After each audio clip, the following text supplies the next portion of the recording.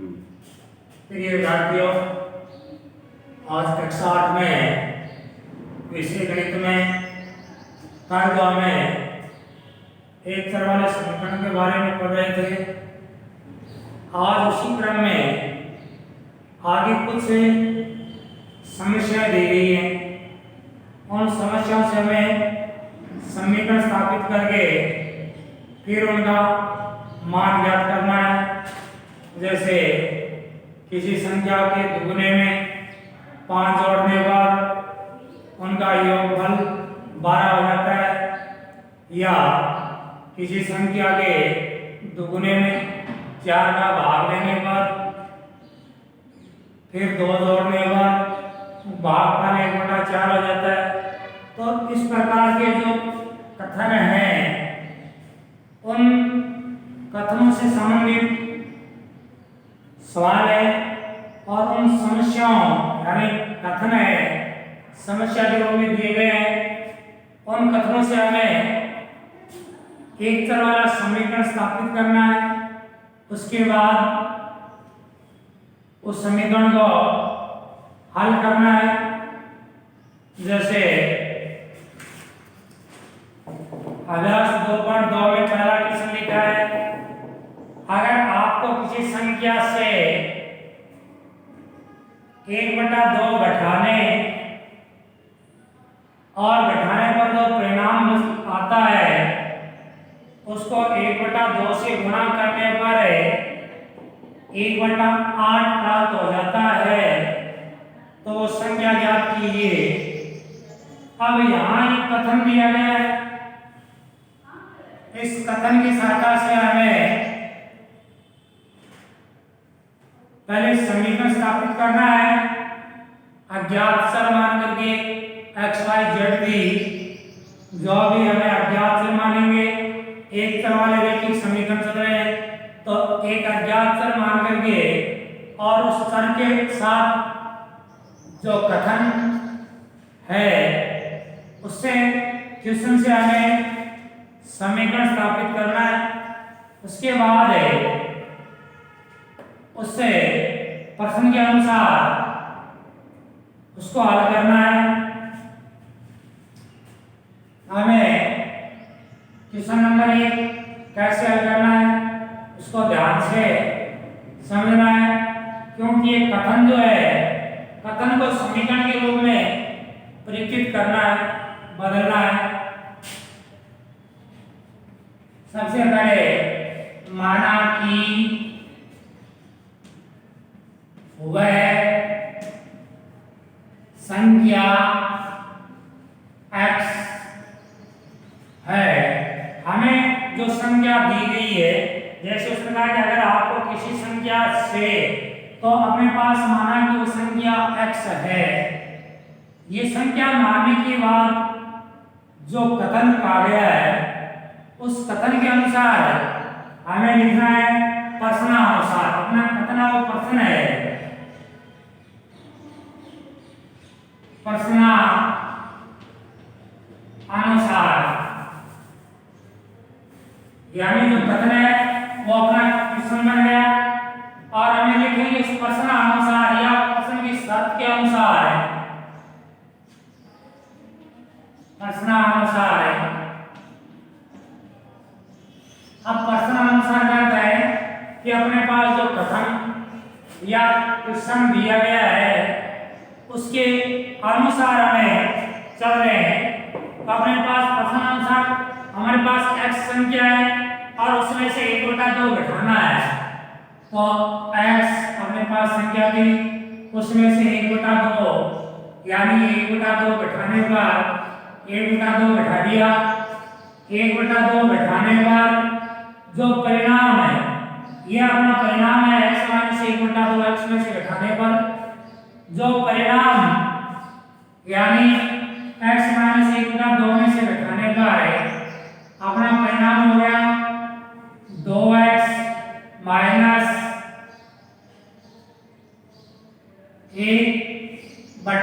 यह अपना परिणाम प्राप्त हो गया हमें x में से 1/2 घटाने पर। देखा था कि उस संख्या में से x में से 1/2 घटाने पर जो परिणाम प्राप्त होता है उसको, ये अपना परिणाम प्राप्त हुआ, उस परिणाम को 1/2 से गुणा करने पर, तो हमें इस परिणाम को 1/2 से गुणा करना है। परिणाम को 1/2 से गुणा करने पर हमें 1/8 उत्तर प्राप्त होता है। कहने का मतलब है जो अपने पास संख्या थी उसमें से 1/2 घटाने पर जो परिणाम प्राप्त हुआ उसको 1/2 से गुणा करने पर हमें 1/8 प्राप्त होता है। तो जो बराबर हमें प्राप्त होता है वो उस दूसरे पक्ष में उत्तर के स्थान पर लिखना है। बराबर दूसरा पक्ष में 1/8 आ गया। अब इसको हमें हल करना है। पहले हमें दिखाए गए परिणाम को 1/2 से गुणा करते हैं, तब ये 2x - 1/4 प्राप्त हो गया बराबर 1/8। ये अपनी संख्या हो गई। या अब इसको वज्र गुणा करने पर या तिरछा गुणा या त्रियक गुणा जिसको कहते हैं, त्रियक गुणा करने पर यानी तिरछा गुणा या जिसको हमें वज्र गुणा कहते हैं या कैंची गुणा भी कहते हैं, यानी तिरछा इस संख्या को इस संख्या से, इस संख्या को इस संख्या से और इस संख्या को इस संख्या से गुणा करना, ये कैंची गुणा है। जैसे कैंची की तरह या त्रियक गुणा भी कहते हैं, तिरछा गुणा है।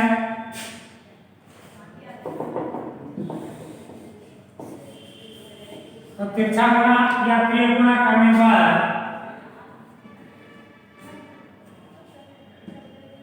2x को 8 से गुणा कर दिया, 16x हो गए, -8 हो गए बराबर 4 को 1 से इंटू कर दिया, 4 हो गए।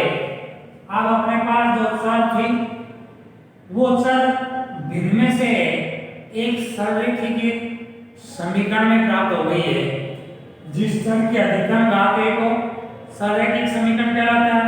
तो इसमें चर की घात अपने पास एक है, ये सररेखिक समीकरण है जो भिन्नात्मक रूप से पंक्तिबद्ध रूप हो गया है और इसके left hand side and right hand side दो पक्ष भी प्राप्त हो गए हैं। अब इसका पक्षांतरण करने पर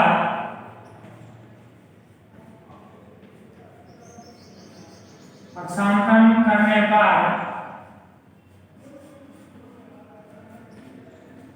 पक्षांतरण करने पर 16x बराबर 4, 8 इस पक्ष में माइनस का है, दूसरे पक्ष में जाता है प्लस में हो जाएगा तो +8 हो गया।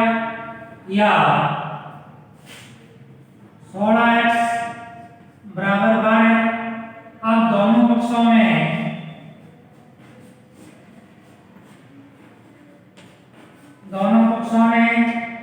x की गुणांक 16 का भाग देने पर x बराबर 12/16 या x बराबर 312 4 चौक 16, x बराबर 3/4।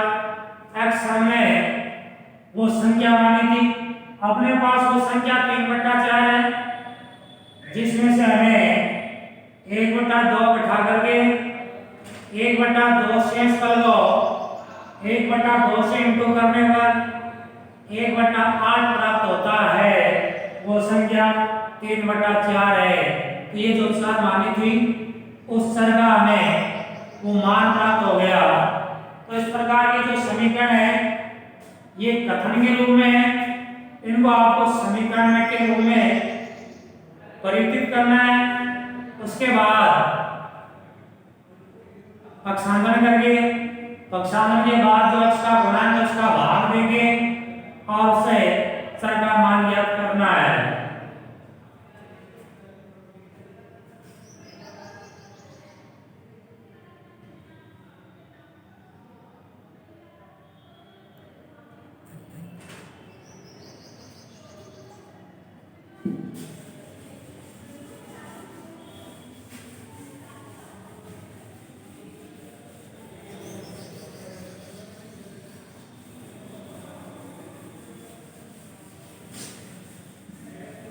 उसी क्रम में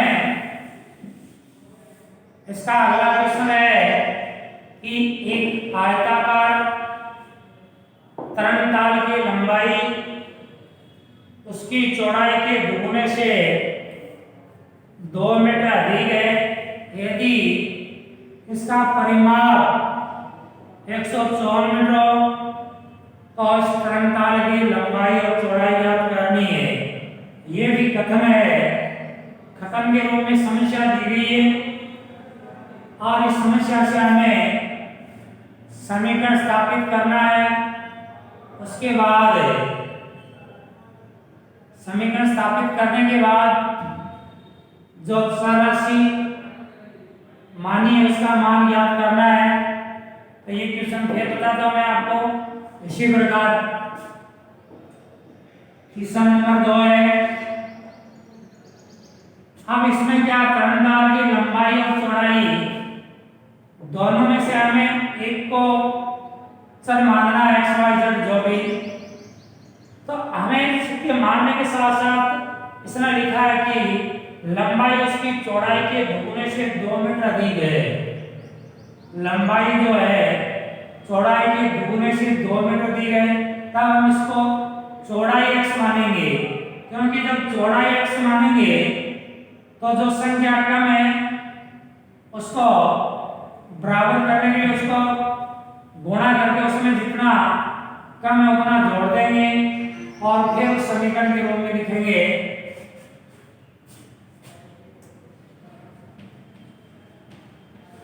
माना कि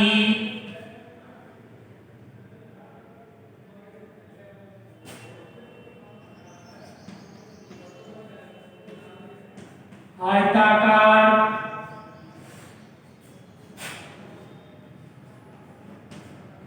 तरंगताल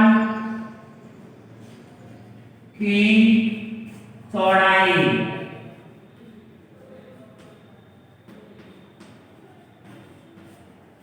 x मीटर है। हमने क्या मान लिया, जो आयताकार तरंगताल था उसकी जो चौड़ाई थी उसको x मीटर मान लिया। अब हमें उसकी पहली शर्त दूसरी शर्त ये न लेकर के सीधा ही किसको लिख देंगे प्रश्नानुसार, यानी प्रश्न में जो शर्त है उसके अनुसार अपना समीकरण बन जाएगा।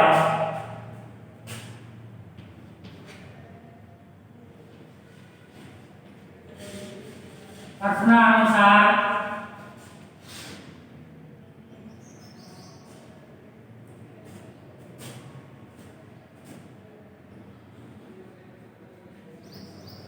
आयताकार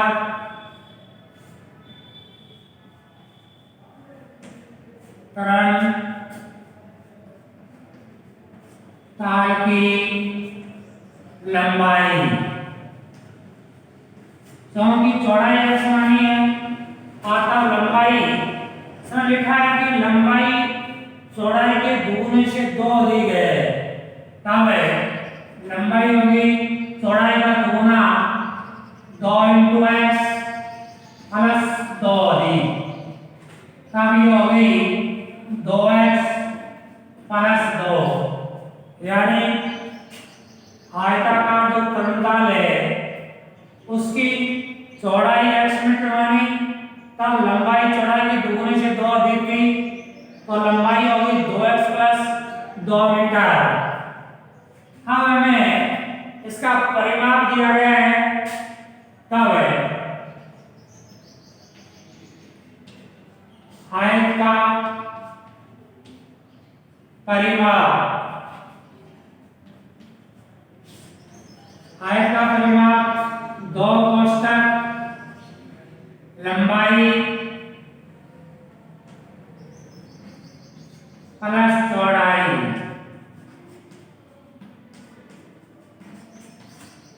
और बराबर इसका परिमाप भी दिया गया है। परिमाप दिया गया है, तब प्रश्न की शर्त अनुसार 2 कोष्ठक लंबाई है 2x प्लस 2 प्लस चौड़ाई x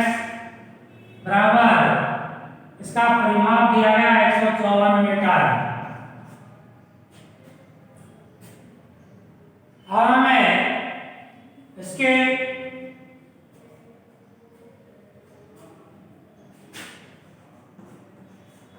ये समीकरण बन गया।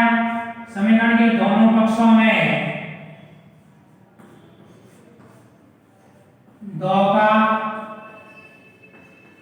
भाग देने पर, यानी जो समीकरण है उसके दोनों पक्ष हैं, जो left hand side and right hand side, दोनों पक्षों में 2 का भाग दे देते हैं। तब इस पक्ष में 2 का भाग दे दिया और इस पक्ष में भी 2 का भाग दे दिया। 2 से 2 कट गए, अपने पास संख्या बच गई 2x प्लस 2 प्लस x बराबर 7 दूनी 14 और 7 दूनी 14 77। अब 2x और 1x हो गए 3x प्लस 2 बराबर 77। पक्षांतरण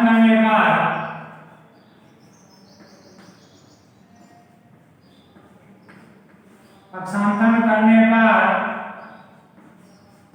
यानी जो अचरपद है उसका दूसरे पक्ष में पक्षांतरण करने पर 3x बराबर 77 माइनस 2 या 3x बराबर 75।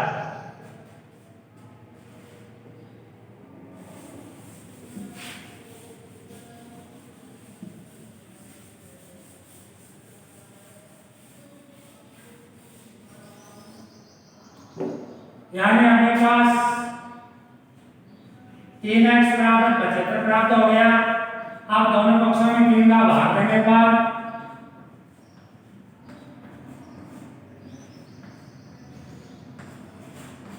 दोनों पक्षों में 3 का भाग देने पर दोनों पक्षों में 3 का भाग देते हैं। x बराबर 25 प्राप्त हो गया। तब हमें x आयत की चौड़ाई मानी थी, आयत की चौड़ाई 25 प्राप्त हो गई।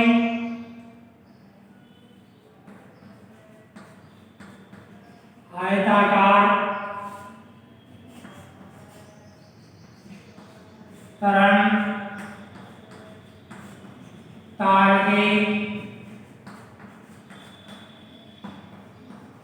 चौड़ाई बराबर 25 मीटर।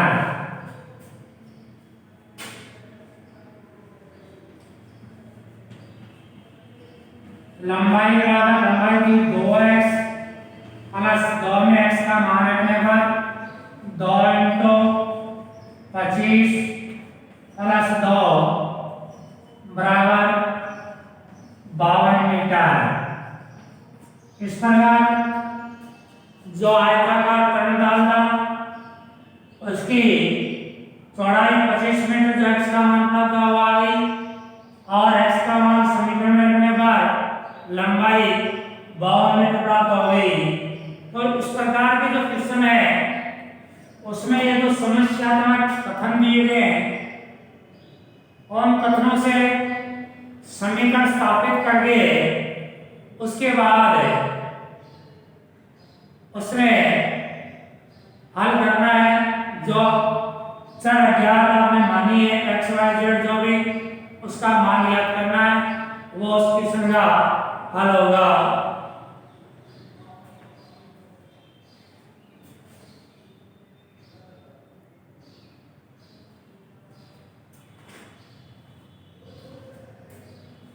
इसी क्रम में आगे कुछ क्वेश्चन है जो तुम्हें घर से नोटबुक में हल करने हैं। जैसे क्वेश्चन नंबर 1 है, एक समद्विबाहु त्रिभुज का आधार 4/3 सेंटीमीटर तथा उसका परिमाप 4 से 2/15 सेंटीमीटर है, तो उसकी बराबर भुजाओं की लंबाई ज्ञात करनी है। यानी संधि होती भुजा है तो उसमें दो समान भुजाएं हैं, बराबर लंबाई की है। एक भुजा का माप उसमें दिया गया है, समान भुजाओं में प्रत्येक को x मानोगे तो x प्लस तीसरी भुजा का जो परिमाप 4/3 दिया गया है उसके बराबर त्रिभुज का परिमाप रख करके x का मान ज्ञात करना है। इसी क्रम से अगला प्रश्न है, दो संख्याओं का योग 95, एक संख्या दूसरी से 15 अधिक है, तो दोनों संख्याओं ज्ञात कीजिए। एक संख्या को x मान लोगे, बड़ी संख्या को x मानो तो छोटी संख्या x माइनस 15 हो जाएगी, और फिर दोनों का योग 95 दिया गया है तो योग 95 इसको नोटबुक में हल करना है। फिर इसी क्रम में अगला दो संख्याओं का अनुपात दिया गया है 5:3 और दोनों का अंतर यानी बाकी 18 दी गई है, तो इसको नोटबुक में हल करना है। इन प्रश्नों को नोटबुक में हल करना है। समझना अच्छी प्रकार से कि किस प्रकार के सवाल हो रहे हैं। वापस उसका मान करके जांच भी कर सकते हो, क्योंकि समीकरण में दोनों पक्ष संतुष्ट होते हैं तब वो सही पाया जाता है। बाकी आगे वाला बिंदु कल